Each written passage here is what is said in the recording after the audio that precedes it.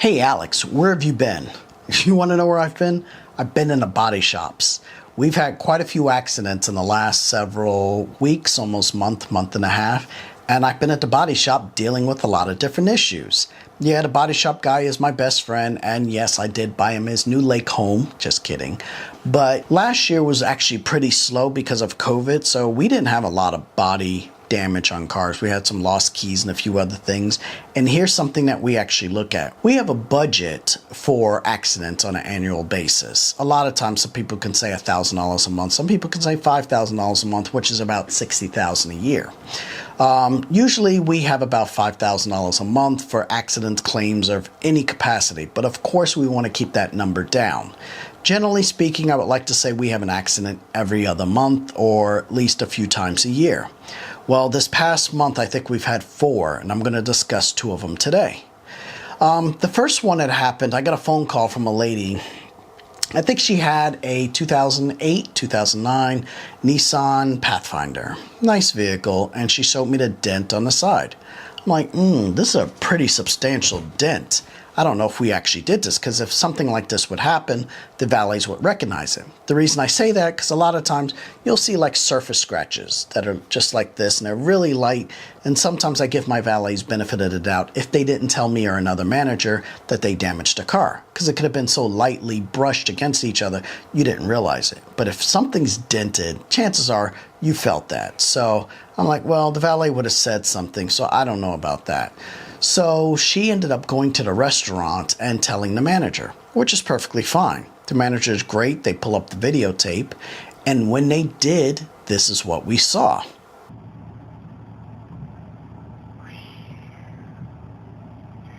Damn, boy. So the valet apparently got in a car and essentially sideswiped another car. And this looks almost deliberate. I've never seen anything like that. Obviously, looking at that accident, you would see that the valet would obviously know. You felt it, you felt the vibration, and here's even more. He gets out of the car and he looks on the other side.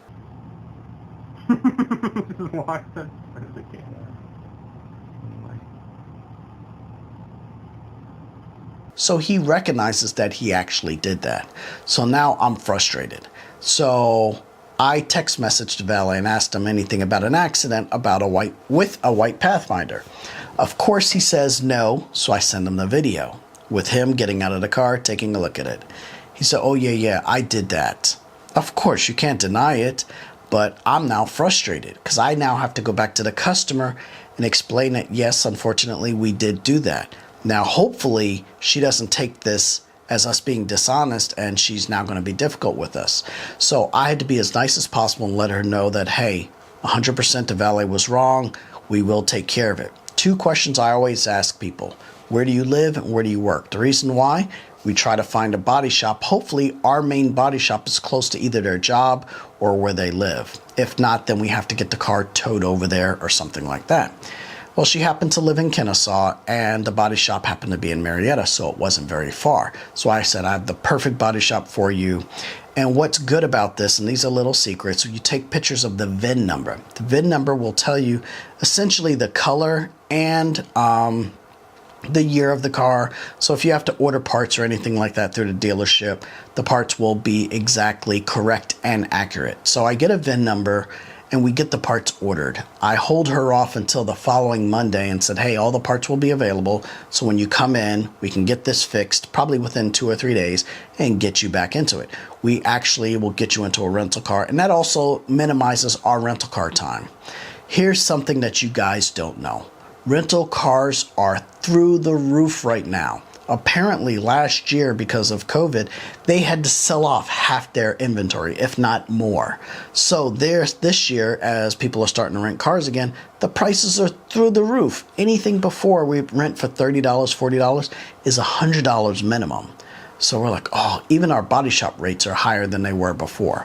So we get this lady in a rental car, and the body shop knows that, so they try to turn over our work quickly. And they try to get it done. We kind of go ahead of the line. So we get this car fixed, and it actually does pretty well. She gets it into the car, and she actually loves it. Everything matches perfectly. Everything is smooth. We get her in the proper parts, And I think the total on that was about $1,500 plus rental car. So I think it was another $200 close to that for 3 days. And she was happy.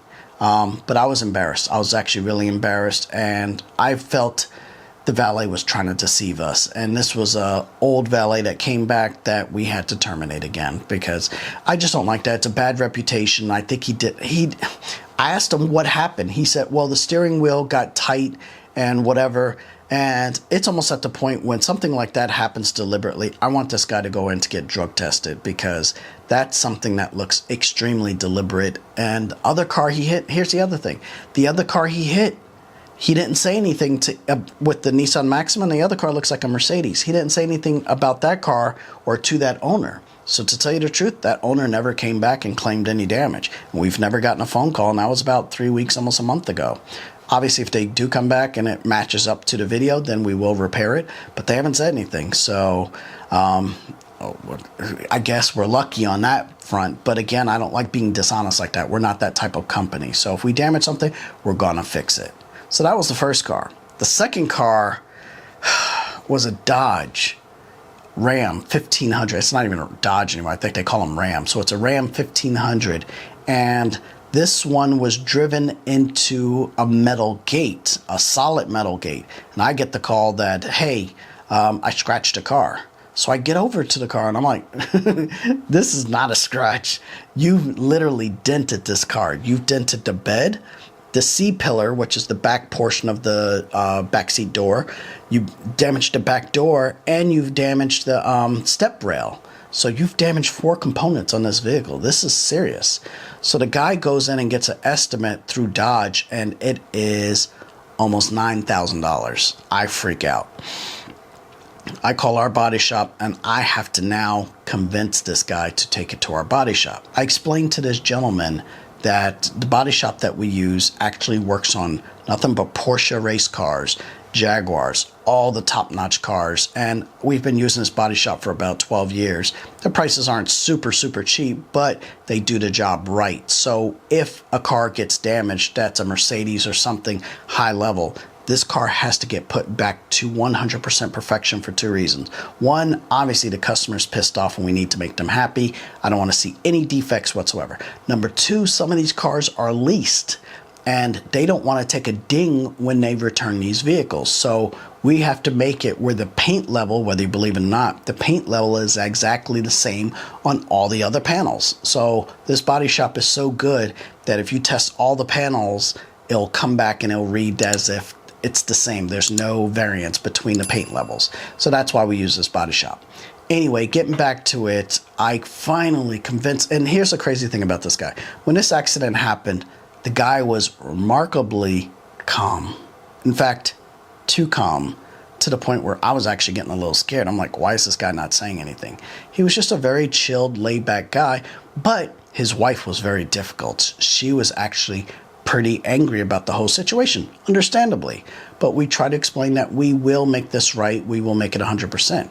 She's like, yes, but the body shop that you choose, do they work on Dodges? I said they work on Mercedes and Porsches and Jaguars, but do they work on Dodge? And I don't want to be sarcastic, but I'm like, yeah, I'm pretty sure if they can fix a Mercedes S-Class or a Maybach, they can fix a Dodge pickup truck. But nonetheless, I finally convinced them to bring this car over to our body shop.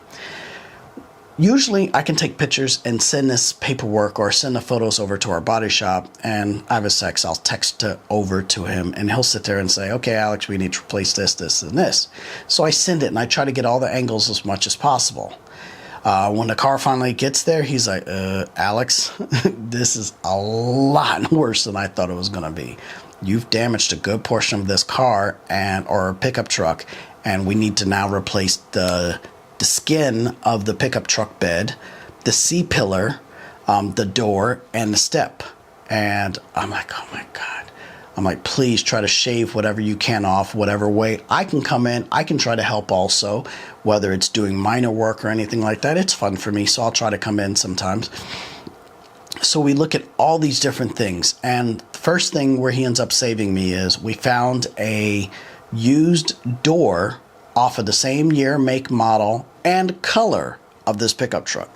So that saved us right off the top $1,200 because the original door was over $1,200. This door was only like $300 or $400, and it came painted.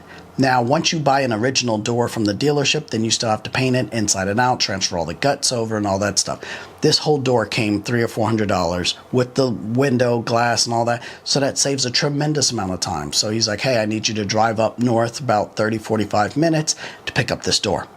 No problem. I will do it. So I went up there, got the door, brought it back. That was problem number one. Number two, the C-pillar, which is really difficult, and I like learning about this, but it was crushed in so much, it's to the point it's going to take too much time to remold that into what it is. So a lot of times what body shops do, they'll cut the frame here, pull it out, and then weld a new piece in that has the perfect curve already. God, how much is that going to cost? You're going to have to weld, and it was a big mess. Then they had to get into the bed.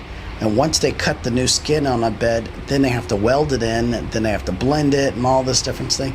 This whole car took about 2 weeks to fix. And when the guy ultimately came to pick it up, I was nervous. Again, he was quiet. He didn't say anything. He just walked around the car. He just looked at it like this, didn't say much. And I finally said, hey, finally, sir, what do you think about it? Are you happy with it? He's like, I love it. I love it so much that to the point where the other side of the car now needs to be done because this side is too perfect. He loved it. It was so funny because the owner of the body shop was back there and you could see him over my shoulder and he's like, wow, did they like it? Because of course, body work is almost like art. So once you're done, you want to make sure that people are pleased with what you've done and what your work done. So I just give him the thumbs up like this. Everybody's happy. The guy leaves and goes on. Now, the body shop is tremendous. Even though I bought the door and a few other parts, their labor was about $3,800, so it was almost cut in half from what the original dealer wanted, and I was happy.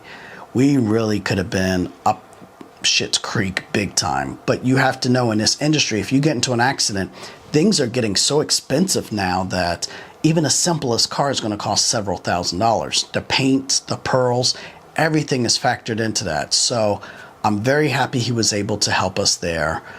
In terms of the valet, I have to be honest. The valet was one of my friends. And he works occasionally because sometimes he needs money and sometimes we get to hang out and sometimes I need the help. So he came out and I really can't penalize him for hitting his car. Where the damage really came is once he hit the metal gate, he backed up and like doubled the damage. He should have just stayed still and I would have been able to get him out of that situation even better, minimizing the damage. But when he did it the way he did, it just really screwed things up. So obviously I can't fire him because he doesn't work for us. I can't fire him from being my friend because he's still going to be my friend anyway. But yeah, it was most unfortunate. And this is only 2. Remember, I told you there were like 3 or 4. I'll share the rest of them next time. Again, thank you for watching. I'll see you guys soon.